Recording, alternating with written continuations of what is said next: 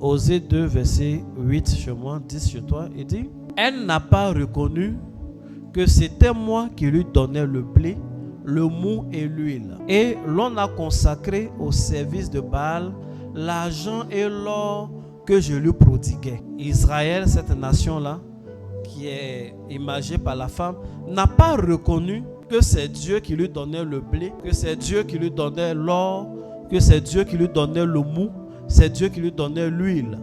Ce tort-là et l'argent que Dieu lui a donné, elle a pris pour aller servir les Baals. Que Dieu fasse que tu ne sois pas ainsi. La Bible dit que cette femme-là, l'or et l'argent que Dieu lui a donné, elle a mis exclusivement au service de Baal. Il y a des gens qui ont pleuré devant Dieu. Dieu se souvient comme si c'était hier.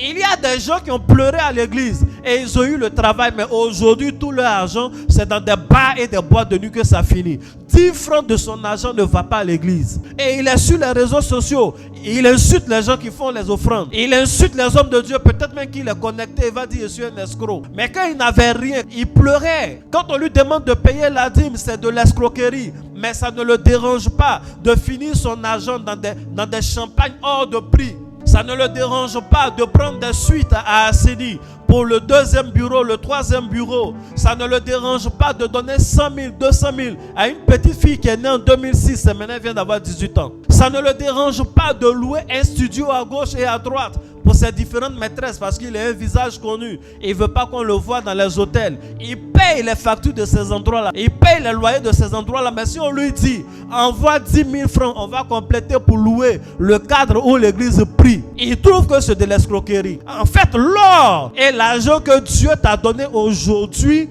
sert seulement au Baal. Il faut te ressaisir. Dieu dit, parce que cette femme-là agit de la sorte, je vais mettre des barrières d'épines sur son chemin, on va voir.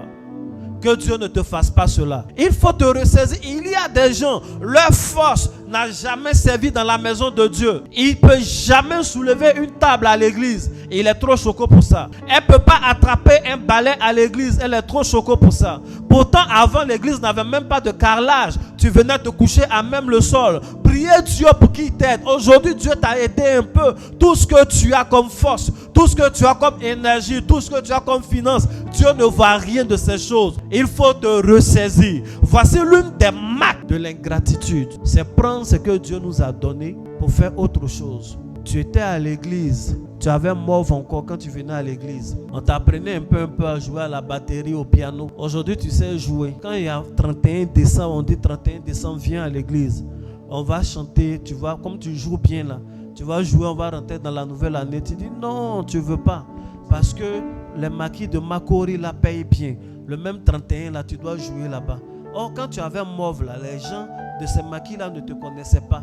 Il faut t'organiser et il faut te ressaisir. Il dit, l'argent et l'or que je leur prodiguais là, c'est ça maintenant, ils prennent pour servir mon rival, pour servir les Baals.